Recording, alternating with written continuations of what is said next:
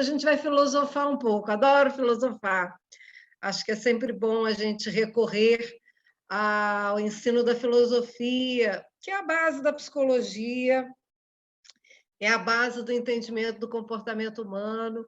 Então, a gente vai filosofar aqui um pouco hoje para falar de razão e emoção. Sejam muito bem-vindos, convidem seus amigos, tragam seus amigos para cá, porque além de eu falar sobre razão e emoção, eu quero trazer hoje para vocês alguma coisa que seja bem prática, principalmente para quem é pai, quem é mãe, poder ter mais facilidade numa conversa com seus filhos, de tal maneira que possa ajudá-los a eles conseguirem colocar em palavras o que pensam, colocar em palavras o que sentem. E eu quero trazer para vocês a importância disso. Por que é tão importante ajudar as crianças a expressar aquilo que pensam, aquilo que sentem? Vou começar, então, aqui o conteúdo de hoje. Esse material aqui, quem aqui de coach conhece? Chama-se Kit das Emoções. Kit Emoções. Eu vou falar desse material, mas a minha principal interesse nesse momento é esse tema aqui. Por que trabalhar emoções com as crianças? Qual a importância de ajudar as crianças a nomearem as suas emoções? Porque o Kit Emoções ele faz exatamente isso. Ele ajuda as crianças a identificarem as emoções que elas estão tendo naquele momento, e não só as crianças, mas também os pais que nós atendemos, também os professores que nós acompanhamos nas aulas continuadas. Então, o Kit Emoções ele é uma técnica e é uma ferramenta também, né? Uma técnica e uma ferramenta para ajudar as pessoas, o nosso Kid Coach, e ajudarem as pessoas a conseguirem identificar seus próprios sentimentos e emoções e conseguirem expressar essas emoções e sentimentos. Se você olhar com rigor, não é só a criança que não tem muita facilidade de fazer isso. A boa parte dos adultos não sabe expressar seus sentimentos ou nem consegue identificá-los. E eu hoje vou trazer para você a importância de você ter esse autoconhecimento, não só sobre seus melhores recursos, suas forças, mas também você ser capaz de compreender suas sensações, seus sentimentos, suas emoções, que coisas você está sentindo e não só que coisas você está pensando. Então, o dia de hoje, a nossa aula de hoje, é muito trazer um conteúdo que, a meu ver, ele tem uma importância ímpar, que é prevenção. Prevenção de saúde física e mental. Porque vocês vão ver ao decorrer da aula de hoje a quantidade de dados que eu vou te trazer para mostrar a você a importância para a saúde física e mental de nós expormos as nossas emoções, de nós sermos capazes. E aí eu quero abrir debate, eu acho que esse tema é polêmico, esse tema traz assim um certo desconforto, eu entendo, porque não é nem um pouco comum a gente falar de emoções, falar o que estamos pensando, falar o que estamos sentindo na sociedade atual, parece meio um tabu. Não se pode falar, Márcia, do que você está dizendo? Que maluquice é essa? Se eu falo o que eu penso, Deus me livre. Vou ter problema até. Se eu falo o que eu sinto, então Deus me livre. E é justamente esse debate que eu quero abrir hoje com vocês. É a conversa preventiva de saúde física e saúde mental. Eu volto a insistir, é prevenção. Então, a gente vai avante aqui. Primeiro, eu quero trazer para você essa questão que ela é bem polêmica e ela é de anos que a gente vê esse embate. Razão ou emoção? Há uma questão que talvez a maior parte de vocês já tenha parado para pensar, ou já tenha discutido sobre isso, ou já tenha ouvido algumas coisas do tipo assim: não podemos ser emocionais, precisamos ser racionais. Eu não vou deixar a emoção me tomar. Eu vou me policiar para eu não sentir nada e agir racionalmente. Quem já não ouviu ou já não falou frases desse tipo, que atire a primeira pedra, né? Quem ainda não, quem nunca não viveu ou não falou alguma coisa desse tipo. É bem comum a gente ouvir essa dicotomia, a gente saber dessa dicotomia entre o sentir e o pensar, entre a emoção e a razão. E de onde vem isso, pessoal? Se a gente olha assim com certo rigor, isso tem algumas bases na própria existência da humanidade, mas tem um trajeto dentro das próprias linhas filosóficas. Se você pegar Sócrates, quando ele desenvolve a maiêutica, esse método que é o método da pergunta ativa, ele sempre busca ajudar as pessoas, por meio de perguntas, a que elas acessem a sua verdade, que elas acessem aquilo que elas precisam saber, ou aquilo que elas já sabem, mas que não têm clareza de que sabem. Ou seja, a maiêutica ela é totalmente voltada para o racional. Assim como a gente vê Descartes falando, e essa visão racionalista se estende por anos a fio do penso, logo existo. Se eu sou um ser pensante, então eu estou existindo, estou na vida. Gente, Descartes, no século XV, ele inaugura o racionalismo na Idade Moderna, que priorizava, então, a razão como o único caminho possível para se alcançar a verdade. Sendo, pessoal, que, olha só, deixa eu só contar um detalhe para vocês aqui importantíssimo. Descartes morreu em 1650, nós estamos em 2020, passaram 370 anos, e as pessoas continuam acreditando que a razão é a grande e única verdade, é a grande e única solução para o mundo. Nós estamos fartos de tantos cabeçudos, de tantos conhecedores, de tantas pessoas tão informadas e que não fazem nada com tanta informação e que não fazem nada com sua própria inteligência. As instituições, as corporações, as empresas continuam valorizando os detentores de muita informação, eles continuam sendo bem vistos. Isso começa a mudar um pouco quando a gente vê empresas como, por exemplo, as empresas do Vale do Silício, que começam a valorizar menos o conhecimento e mais a intuição, e mais os recursos pessoais, e mais a capacidade de criação, e a criação não é um ato cognitivo apenas, a criatividade ela é um ato onde se alia a emoção e a razão. O que todos os neurocientistas nos dizem hoje é que quão mais criativo você quão mais intuitivo você associando a um arcabouço, um arquivo de informações, você associando seu sentir com seu pensar, você cria muito mais e melhor. Há várias pesquisas que hoje comprovam que exatamente para que você tome melhores decisões, você não consegue só se basear em aspectos racionais, em aspectos que você pontua, faz uma lista dos aspectos, esse, aquele.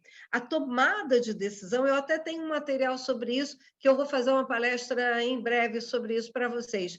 A tomada de decisão, ela se baseia em várias instâncias do cérebro. Uma delas é onde ficam os arquivos mnêmicos de informações que você já adquiriu, os arquivos que você tem, de todo o conhecimento que você adquiriu.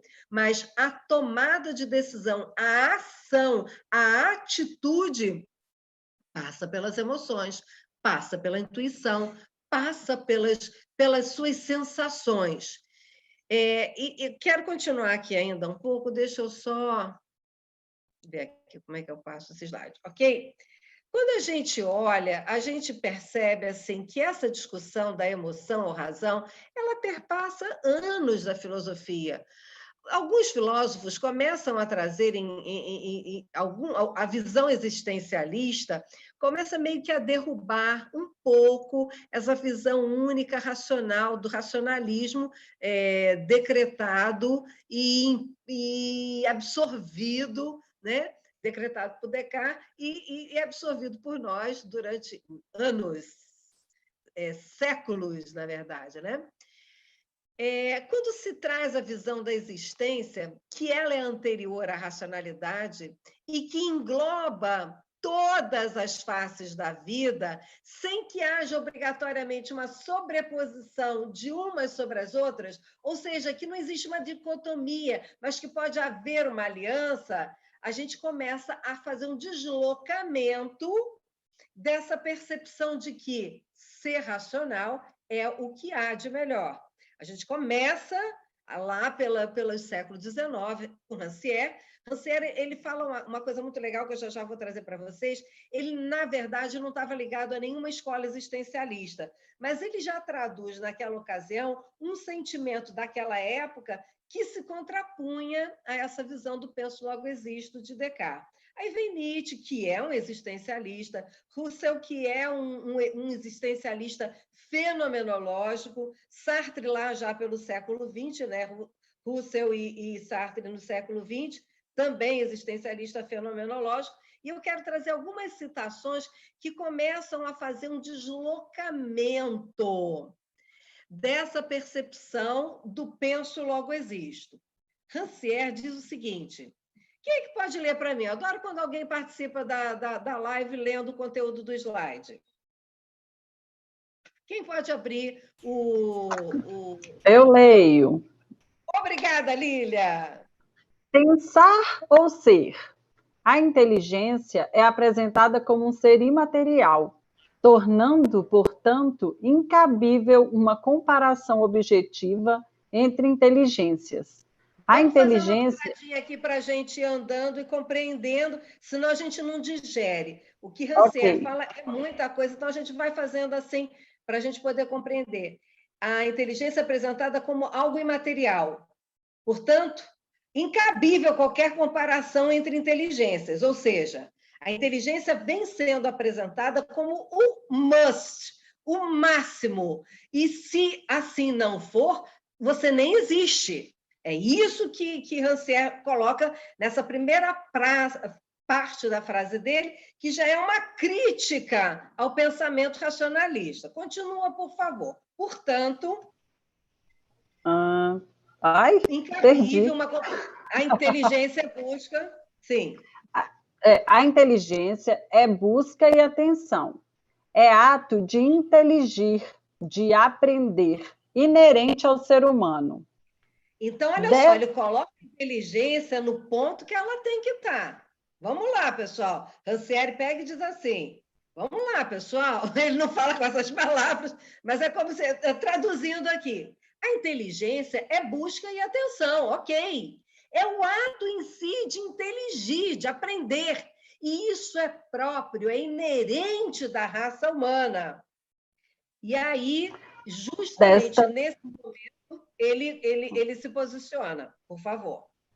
Desta forma, propõe-se um deslocamento possível da máxima de Descartes. Eu penso, logo sou.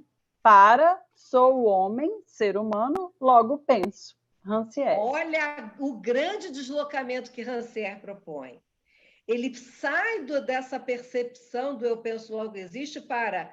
Peraí, pessoal, é muito maior que isso. Eu sou humano, por isso eu penso. Ele, nesse momento, ele começa a colocar uma pulguinha atrás da orelha. Eu penso, ele não fala, eu sinto, eu experimento, mas ele começa a propor um deslocamento do pensamento absolutista, racionalista, vigente até a época. Por que eu estou trazendo isso aqui para vocês, gente? Eu não sou filósofa, eu sou psicóloga, eu trabalho com comportamento humano, mas nós sofremos toda uma influência do pensamento vigente, o pensamento vigente da nossa época.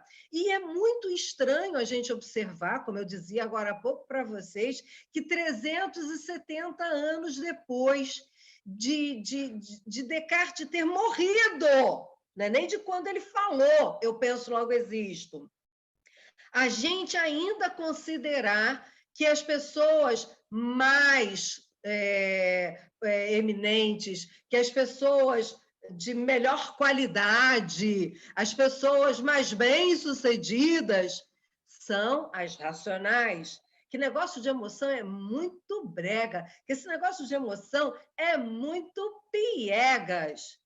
É a gente começar agora, no século XX, a fazer uma discussão de algo que já não faria mais sentido há muito tempo atrás.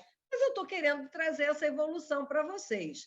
Uma outra pessoa que possa ler para mim, deixa eu só admitir aqui a pessoa, senão eu não consigo virar meu slide. Nietzsche. Quem pode uma outra pessoa ler para mim? O que Nietzsche fala, que é muito interessante também, Nietzsche do século XIX, ele fala o quê? Quem pode ler para mim? Outra pessoa abre o microfone, por favor. Eu leio mais. Eu queria essas duas frases do Nietzsche. Por favor, Jéssica. Diz assim: é só dos sentidos que procede toda a autenticidade, toda a boa consciência, toda a evidência da verdade. Vamos parar um pouquinho aí, depois você lê a outra para mim. É só dos sentidos. Olha só, Nietzsche começa a ampliar. Já não se fala mais de um intelecto, já não se fala mais de uma razão única e avulsa, mas dos sentidos. Quando a gente começa a ouvir Nietzsche falar de sentidos, a gente já começa... peraí, eu já penso nos 5 sentidos, eu já penso que emoção é sensação. Então, eu já começo a ter uma outra percepção da verdade. Que o viver, o estar vivo, o estar numa integralidade, na sua autenticidade, passa por diversos sentidos. Prossegue, por favor, Jéssica. Não é só a razão, mas também a nossa consciência, que se submetem ao nosso instinto mais forte, ao tirano que habita em nós. Ele pega e detona, né, Jéssica? Agora ele pega e detona. Ele diz assim, olha só, seus bobocas. Ele não disse assim, tá bom? Isto é a minha tradução, minha livre tradução. Olha aqui, seus bobocas. Esse negócio de razão, inclusive, se submete aos instintos, que é algo que é tirano que habita em nós e que é mais forte do que a gente possa supor. Ele começa a subverter toda uma visão racionalista mesmo. Aí a gente ouve Sartre, nesse material dele, o existencialismo é um humanismo, dizer que o homem primeiramente existe, se descobre, surge no mundo e somente depois se define. Ou seja, primeiro ele é, para depois ele pensar que é. Então, vamos sair dessa visão. Quer dizer, quando o existencialismo vem trazer um confronto ao racionalismo completamente inserido na nossa sociedade. E aí, deixa eu só trazer aqui, para um instantinho. Bertrand Russell diz o quê? Deixa eu ver aqui. A experiência não permite nunca atingir a certeza absoluta. Não devemos procurar obter mais que uma probabilidade. E aí, Russell, ele fala o seguinte, né? Essa experiência vivida, que é ampla, é maior, ainda assim não é uma certeza absoluta sobre absolutamente nada. É apenas uma probabilidade. É uma dentre muitas possibilidades. E aí a gente começa a ter uma visão que, a meu ver, parece que ainda não foi absorvida na prática pelas famílias, ainda não foi absorvida na prática pela escola. A escola ainda continua valorizando o menininho que tem nota boa em matemática. Ele, sim, é o cabeçudo. A própria empresa valoriza um currículo que tem 2 mestrados, 5 pós-graduações, 72, não sei o que lá. E hoje a gente sabe, com todo o rigor de estatística, que as pessoas não são demitidas pelo seu currículo, elas são demitidas pelos seus comportamentos.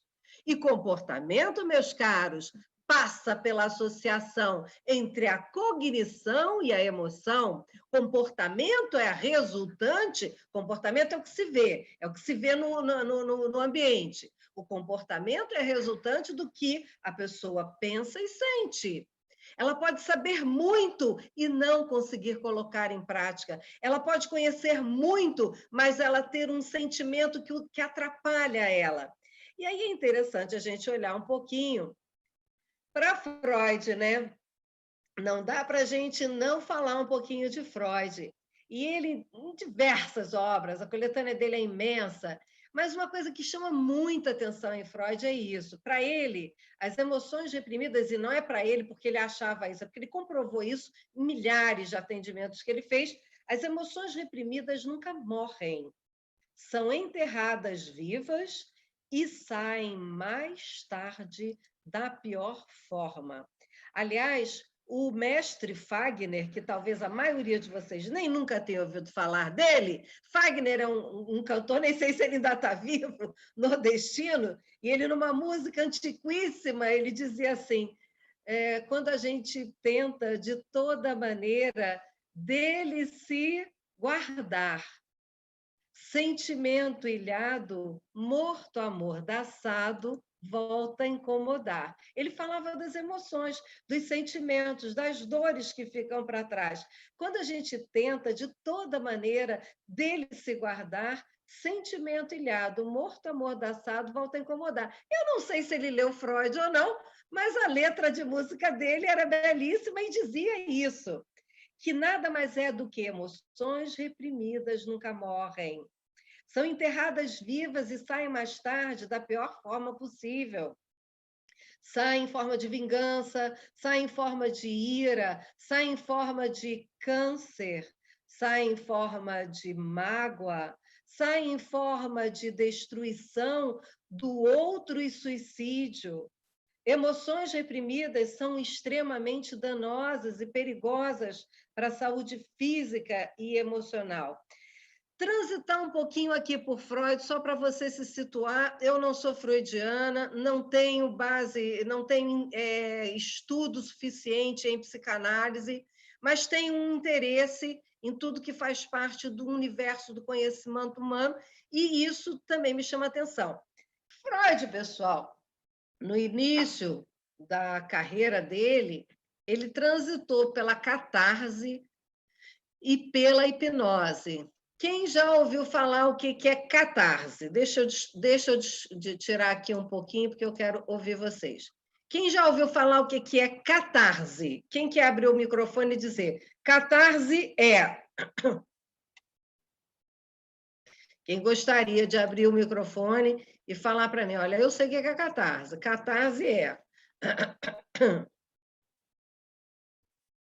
Quem gostaria? Não precisa também fazer uma definição de dicionário, não, pessoal. É um entendimento simples, básico. Quem já ouviu falar o que é catarse? Essa palavra, alguém já ouviu falar o que é catarse? Tá, então vou trazer para vocês esse entendimento. Se a gente olhar de uma forma... dentro da psicanálise, dentro do dicionário psicanalítico, o catarse foi um método. E depois foi revisto esse método. É um procedimento terapêutico pelo qual o sujeito ele elimina seus afetos patogênicos, ou seja, doentios, e aí ele abreage, no sentido de ele joga isso para fora. E, nesse momento, ele revive os acontecimentos traumáticos a que ele está ligado.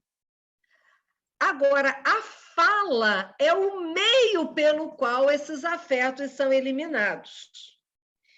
Então, o que eu quero te dizer com isso? Que Freud, ele entende desde sempre que a catarse, o expor, o falar, o expor o sentimento é que seria a grande solução. E aí, quando a gente fala assim, nossa, mas que catarse que a pessoa teve, é quando ela fala verborragicamente sobre alguma coisa. E o Freud passou por isso, mas ele entendeu que isso também não era a solução. Por quê? Ele percebia que quando as pessoas falavam sobre alguma coisa do passado, sabe o que acontecia? Na sessão seguinte, elas estavam com a mesma dor, com o mesmo problema. E, novamente, elas falavam. Vocês conhecem alguém assim? Que fala sobre a mesma dor do passado, catarticamente, e fala, e fala, e fala. E elas acreditam, assim como Freud acreditou na época, que ao falar sobre esta dor, tudo se resolveria. Não, eu vou falar porque eu quero desabafar. É um equívoco. A catarse é apenas um meio, e é por meio da catarse que, dentro de um processo psicanalítico, você expõe o que você está sentindo, você fala o que você está vivendo ou que viveu, só que precisa avançar. Não adianta só falar, tem uma troca. E, nesse momento, o hipnotizador pode levar a pessoa a um processo de acessar conteúdos que estão no inconsciente do cérebro.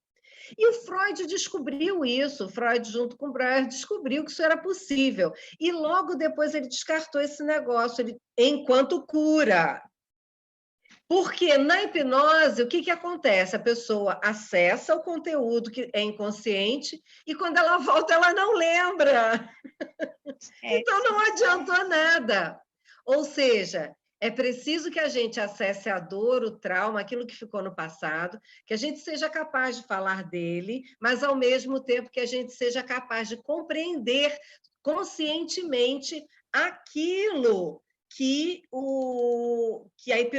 que foi acessado no processo hipnótico. O que aconteceu? Vou compartilhar aqui com vocês de novo. O que acontece com Freud? Freud pega e descobre que nem a catarse, nem a hipnose são as possibilidades de cura, mas podem ser algum veículo associado principalmente ao que é o ferramental da psicanálise, a livre associação e a interpretação à luz dos mecanismos de defesa do ego, que são esses aí, alguns deles. O que Freud aposta, gente, o que é importante você saber disso, eu te trouxe toda essa informação, porque o que Freud, onde ele aposta todas as fichas dele mesmo, é que só existe cura na expressão verbal dos sentimentos, dos traumas e das dores. É isso que permite que a gente consiga, de alguma maneira, fazer o entendimento das dores.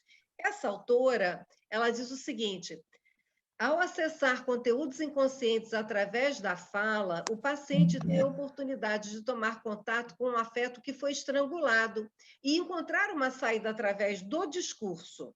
E é exatamente a ressignificação desse afeto que a fala possibilita. É importante entender, à luz da psicanálise, que reação é todo tipo de reflexo involuntário, das lágrimas aos atos de vingança. E aí, olha que bacana isso que essa autora, a Valesca, fala. A linguagem ela é tão útil, tão rica e tão fundamental que serve como substituta de ações que poderiam magoar o outro. Com a ajuda da linguagem, um afeto pode ser expresso e elaborado quase com a mesma eficácia, por exemplo, de uma vingança, de um homicídio. Então, falar sobre o que se pensa e sente poderá me tirar de uma rota de conflito, de briga, de rixa, de descontrole, de embate definitivo, contra o qual você não consegue mais voltar atrás, mesmo que queira. de fazer coisas que talvez você não conseguisse controlar, porque não é eletivo, eu não elejo me controlar ou não. É uma bobagem dizer que eu vou me policiar. Na hora da ira não existe policiamento, só existe uma coisa: eu conseguir sanar o que está naquela dor, naquela mágoa, naquela raiva, naquela revolta, naquele sentimento, naquela emoção que foi vivida em algum momento. Se eu consigo sanar isso, se eu consigo ressignificar, se eu consigo lidar e falar sobre isso, é natural que essas coisas se reorganizem e eu não precise matar o outro, eu não preciso gritar com o outro, eu não preciso sair feito uma bala louca destruindo um casamento, destruindo uma relação com meu pai, com a minha mãe, destruindo uma relação com meu filho, com um amigo. Mas eu não consigo controlar essa reação. A única possibilidade que existe e que se conhece até hoje é conseguir falar sobre o que se sente e resolver essas dores e equacionar esses sentimentos. É por meio da fala que é dada ao paciente a oportunidade dele se conectar com ideias recalcadas que produzem os sintomas que ele está vivendo, o sintoma de diarreia frequente, o sintoma de dores de cabeça que não passam, o sintoma de palpitações, os sintomas do pânico, da síndrome do pânico, os sintomas da depressão. É só assim que ele passa a ter uma nova compreensão dessa memória. E aí é bacana, pessoal, que Daniel Goleman, na década de 80, e ele edita e o livro dele chega ao Brasil em 1995, que é o livro Inteligência Emocional. O Daniel Goleman, depois de tanta razão que se falava, ele simplesmente foca na emoção. E quando ele fala da emoção, ele prova com uma grande quantidade de pesquisas que as pessoas mais bem-sucedidas na vida, e por bem-sucedidas na vida, ele fala de pessoas com bons casamentos, com bons relacionamentos sociais e com uma vida financeira estável, não eram os mais cabeçudos, não eram os que tiravam as melhores notas, não eram os que tinham mais conhecimento ou mais papéis e certificados de pós-graduações, mas eram os que tinham o que ele chamou e é inteligência emocional. Ele criou um fator novo, e é contra o QI, que é o quociente intelectual. E ele diz que para uma pessoa ter um alto IE, um alto índice de inteligência emocional, essa pessoa teria que desenvolver 5 aspectos. A empatia, ou seja, ela ser capaz de perceber o outro, entender o outro, compreender como o outro se sente. Ele estabelecer relações sociais saudáveis, inclusive onde ele é capaz de se posicionar, até mesmo para ele dizer não e colocar limites, também se colocar como receptivo ao limite que é dado a ele. Ele tem um processo de autopercepção e autoconhecimento em que ele conhece não só as suas características pessoais, de personalidade, mas principalmente o que ele sente, ser capaz, portanto, de administrar, gerenciar todas essas emoções, e a forma mais fácil de fazer isso, e única que se conhece, é expressar as emoções que se sente e pensa, e ter uma capacidade incrível de se automotivar, de olhar para si como uma pessoa bacana e que está vivendo na vida coisas boas e que pode levar pessoas também nessa relação saudável. O que os neurocientistas hoje atestam? Pesquisas super recentes, 2007, 2009, 2013. Chapman, Fisquela e Cavati dizem o seguinte: falar é terapêutico e libertador. Segundo diversos estudos, as pessoas que evitam comunicar como se sentem, presta atenção nisso, pessoal, têm um maior risco de sofrer de câncer. Porque a pessoa que não expressa o que diz, não é que ela deixa de sentir, ela sente e fica liberando uma série de substâncias hormonais, principalmente o cortisol, que é, digamos assim, se pudesse dar um nome para o cortisol tem funções fantásticas, mas ele, em excesso, ele acaba sendo o hormônio do descontentamento, o hormônio da insatisfação, o hormônio da contrariedade não expressa. E o cortisol, ele é presente fortemente em grandes doses de algumas pessoas com quadro de câncer, tá? Então, a gente hoje consegue ter essa associação. Não estou dizendo que todas as pessoas que tiveram câncer foram pessoas que não conseguiram se expressar. Isso aí seria uma deturpação do que eu estou falando.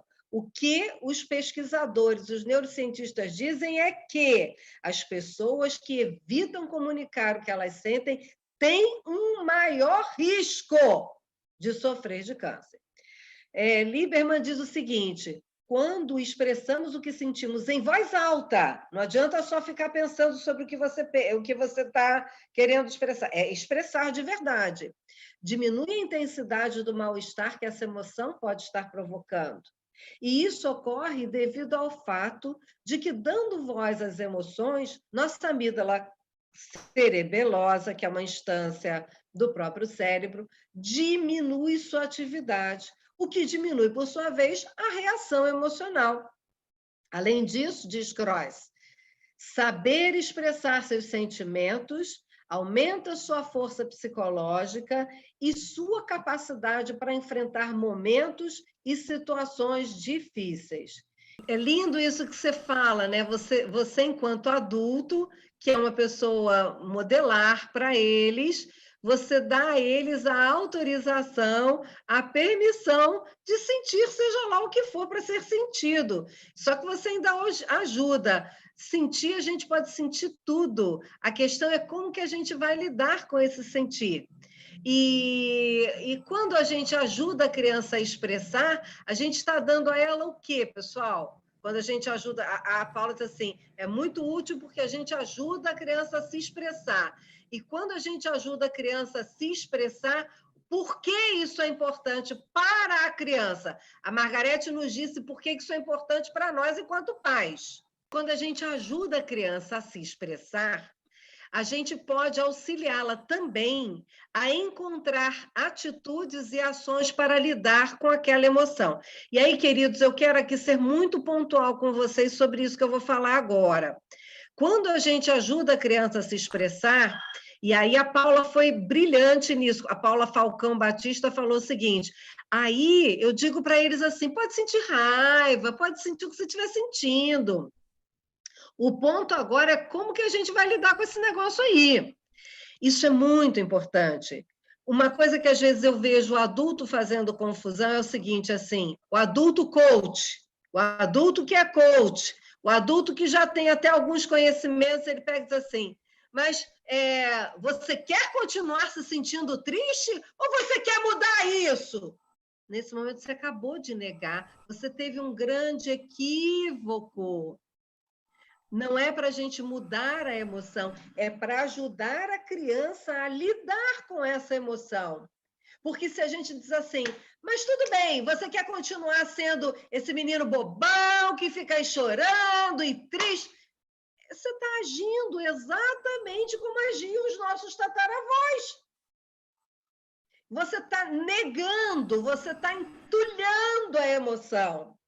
Esse é um grande equívoco, é uma grande confusão que as pessoas, mesmo sendo coaches, mesmo estando já mais preparadas, voltam para o padrão que é razão ao invés da emoção. Do que eu estou falando aqui para vocês desde o início. Quando que a gente trabalha, e nós que somos Kid Coach trabalhamos o tempo todo com associar o que pensa sobre e o que sente. E tem mais, hein, pessoal? Só para lembrar, eu sei que vocês sabem disso, mas é só para lembrar, o ser humano é o único sujeito no mundo que ele é capaz de fazer o que eu chamo de metacognição e meta-emoção. Ou seja, é a única pessoa que é capaz de pensar sobre o que pensa e pensar sobre o que sente. É o único ser no universo que se tenha conhecimento, que ele tem essa capacidade de olhar para si, pensar sobre o pensar sobre o sentir. E é aí que a gente ajuda a Paula Falcão. Quando a gente pergunta, entendo que você agora está bastante chateado, aborrecido, com raiva. E me diz uma coisa, ao se sentir desse jeito, você fica pensando o quê? Eu penso que ele é um bobo, eu penso que ele não podia ter feito isso comigo. Entendi isso tudo. E me diz uma coisa, o que você quer fazer agora? E é capaz dele te dizer, eu quero bater nele. Entendi. E quando você bater nele, vai acabar toda essa raiva que você está? Não! É aí que você vai ajudando a criança a lidar com a emoção, ajudando a criança a compreender que o que ela sente é legítimo, mas as reações a partir do que ela sente podem trazer grandes danos. Não, não vai adiantar. Então, vamos, o que você quer? Eu quero socar essa... Então, soca esse negócio aí. Eu quero correr. Eu tenho um neto que, quando ele ficava muito brabo, ele corria. Ele dizia assim, vovó, eu tenho que correr. E aí ele corria. Porque quando ele corria, aquela raiva saía. Gente, é justamente como você vai lidar com a emoção, não é negar a emoção, porque negar a emoção significa você entochar, como a Valesca, aquela psicanalista, falava. É você entochar a emoção e isso vai sair em algum momento, e de uma maneira pior possível, dizia Freud. Agora, eu estou sentindo, é legítimo que eu estou sentindo medo, eu estou sentindo raiva, eu estou sentindo tristeza, eu estou sentindo um incômodo, eu estou sentindo, seja lá o que for. E o que eu quero fazer com isso? Eu quero pegar, ligar para a pessoa e falar com ela, tá. É isso? É o que eu quero fazer com esse sentimento. Jefferson tinha levantado a mão. Eu entendi. Foi ou não, Jefferson?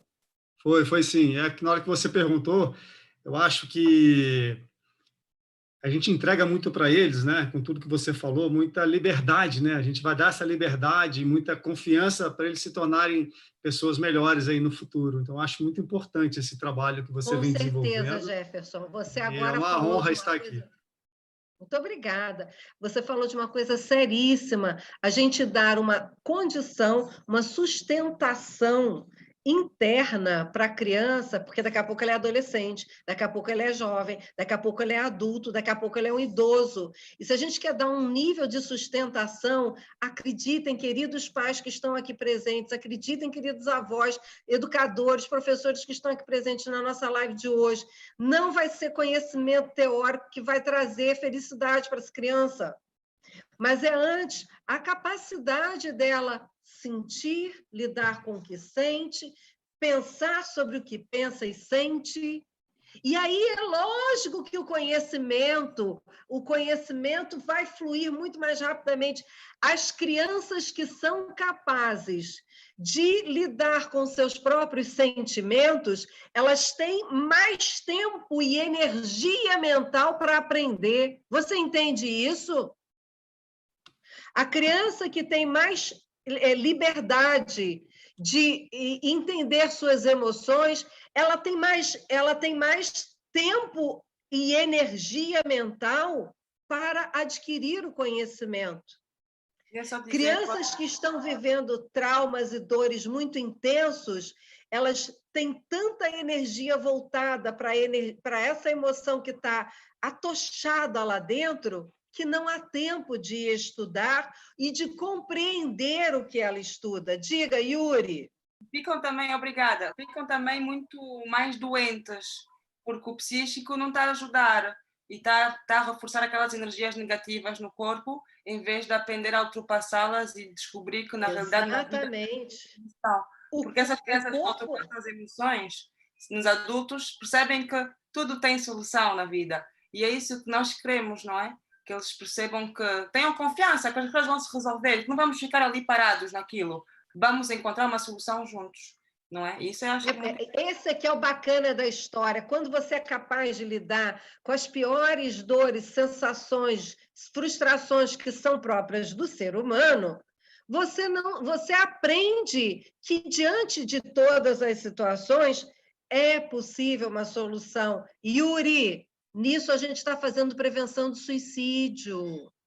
Yuri, com isso a gente está fazendo prevenção de mutilação. A gente hoje está tendo uma quantidade de jovens, de adolescentes se mutilando, porque não são capazes de lidar com as próprias emoções. E vamos combinar uma coisa, gente, a gente nunca viveu um tempo onde os estímulos externos são tantos e medonhos em alguns casos. E aí a criança, o adolescente, ele fica completamente perdido, o pai e a mãe trabalhando grandes horas fora de casa, algumas vezes até estando mesmo próximo, não sabe como lidar com isso, não sabe ouvir a emoção quando a criança começa a dizer porque eu fiquei muito triste, mãe. Porque... isso é bobagem, filho!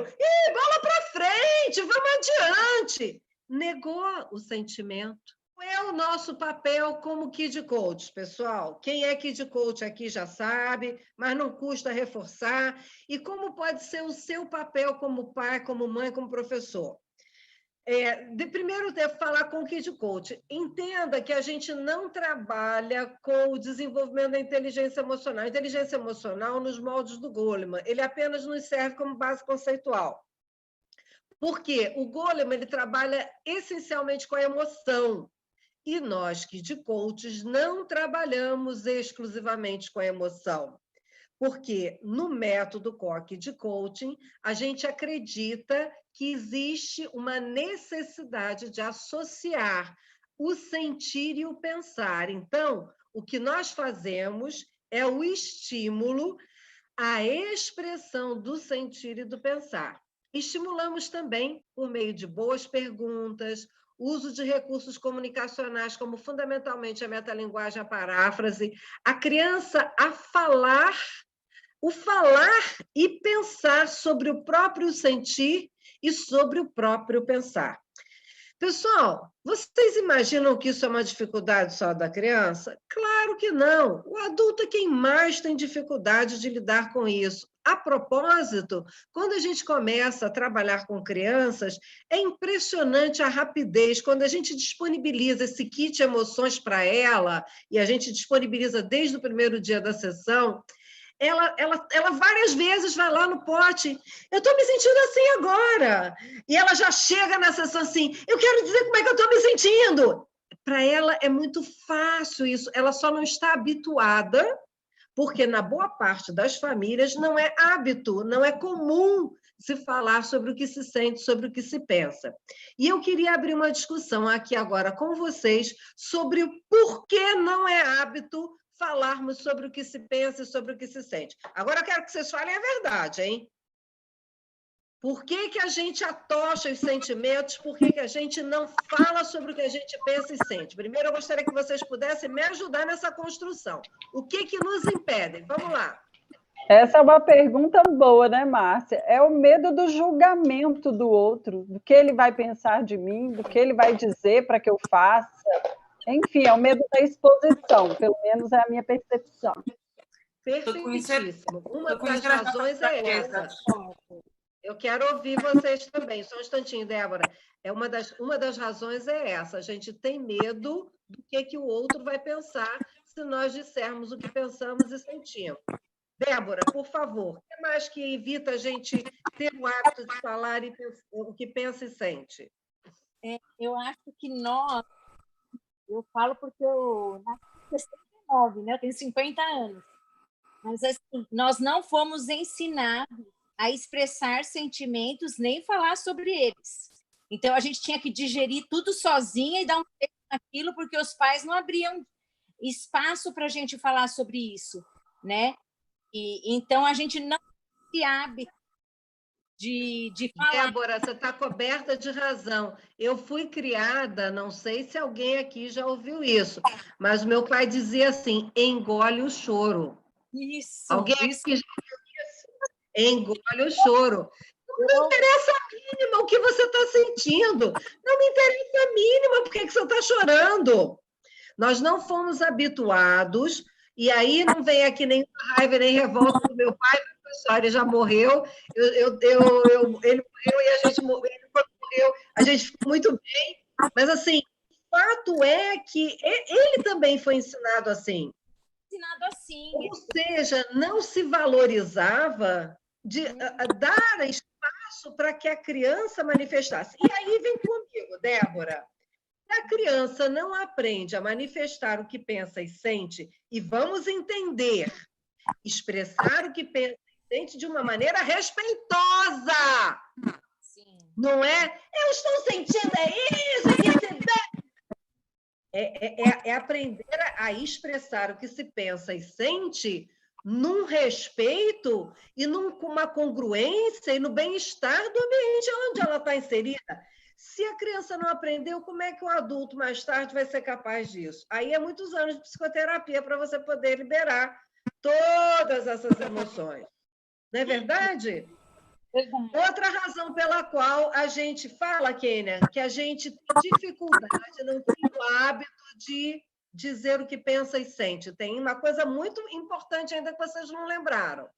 Não reconhecemos as nossas fraquezas. Temos dificuldade. O Yuri, a Kênia estava com a mãozinha levantada antes, depois eu vou ouvir você, tá bem? Diga, Kênia. Juntando o que vocês aí já estavam falando sobre essa falta de acolhimento. Então, assim, ainda se escuta muito, e eu queria saber o que vocês pensam em relação a isso. A seguinte frase: eu não sou seu amigo, sou seu pai, né? Não sou sua amiga, sou sua mãe. Entendeu? Então, isso já é um distanciamento que a gente viveu a vida toda. Eu acho que é por aí. Colocação, Kênia. Eu adorei essa sua colocação, porque essa é, digamos assim, um mal-entendido sobre paternidade e maternidade. Quando, na verdade, a frase poderia ser assim, Kênia: por eu ser seu pai e sua mãe, eu quero ouvir o que você pensa e sente. Justamente por eu ser seu pai e sua mãe. Porque, Kênia, vem comigo. Kênia, se eu que sou pai e mãe não ouço, pode estar certo que o traficante da esquina vai querer ouvir. Você pode estar certo que o carinha lá que inventou aquela porcaria daquela baleia azul vai querer te ouvir. Eu acho assim, coisa mais linda ouvir de um pai, assim, eu sou seu pai, mas eu sou seu amigo. Né? Eu sou sua mãe, mas eu sou sua amiga. Kênia, fala comigo. Kênia, a questão aqui não é ser amigo ou não. Entenda isso, porque me parece que isso também tem uma deturpação. Na verdade, eu vejo assim muitos pais que são, não, porque eu sou seu amigo, aí fica resiliente, permite tudo. Quando ficam mais velhos, vão os dois para a balada para pegar a mulher. Você está me entendendo? É uma grande de uma deturpação. Pai é pai, mãe é mãe, amigo é amigo. São coisas distintas. E eu posso ter uma relação de paternidade, de maternidade, e justamente por eu ser pai, justamente por eu ser mãe, eu necessito, faz parte das minhas atribuições de pai e de mãe, saber o que você pensa e sente. Eu não consigo, a Margarete falava isso, eu não consigo saber o que ele pensa, o que está acontecendo, ele fica chorando, e às vezes é até alguma coisa pequena, mas eu fico desesperado, porque eu não sei como eu posso ajudar. É parte integrante do papel, da função pai e mãe, se esforçar e encontrar técnicas para você conseguir ouvir, independente se você é amigo ou não. Seu papel não é de amigo, me perdoa, Kênia, falar isso, mas o seu papel é de paternidade, é de maternidade. Então, a gente, às vezes, faz umas emboladas nesse negócio aí, e é justamente por eu ser pai e mãe que eu necessito saber como você se sente. Eu confesso que, efetivamente, jamais me perguntaram na minha casa assim, minha filha, como você se sente? E por eu nunca ter vivido isso, eu sei quantos 30 anos de psicanálise e terapias eu precisei fazer, né? E graças a Deus, porque foi tudo isso que eu vivi na minha vida, que me fez ter a graça, a inspiração de criar um método bonito, que hoje ajuda centenas de famílias, milhares de famílias, graças a Deus. Foi exatamente por eu ter vivido a vida que vivi, ter sofrido as coisas que sofri, é que eu pude ter a condição de entregar hoje uma coisa bacana para a humanidade. Mas eu percebo hoje, por exemplo, a minha filha, que foi criada já de uma forma diferente, que é a mãe dos meus netos, dizer para o meu neto assim, mas, Rafael, o que você está sentindo agora? Mas, Tomás, me diz o que você está pensando. Porque ela já foi criada de uma forma em que era importante para mim ouvir, compreender o que meus filhos sentiam e pensavam. E essas parecem perguntas tolas, né? Ah, mas eles não vão saber responder. Pergunta para ver se ele vai saber responder ou não. Porque ele vai saber responder, talvez não de primeira, mas quando você pergunta para uma criança, como diversas vezes eu já pude perguntar para os meus filhos e para os meus netos, mas me diz uma coisa, na hora que você deu um chute no seu colega, o que estava te passando pela cabeça? Você vai fazer a pergunta de uma maneira que a criança compreenda. Eu estava com muita raiva, entendi que você estava sentindo raiva, mas o que você estava pensando? Ajudar, inclusive, a criança a entender o que é sentir e o que é pensar. Quando a gente começa a delimitar esses territórios, ela começa a ficar mais ativa, a no futuro ser capaz de identificar. O que eu estou pensando é isso e o que eu estou sentindo é isso. Agora que eu entendi. E toda vez que eu penso isso, eu sinto assim. Isso dá uma liberdade.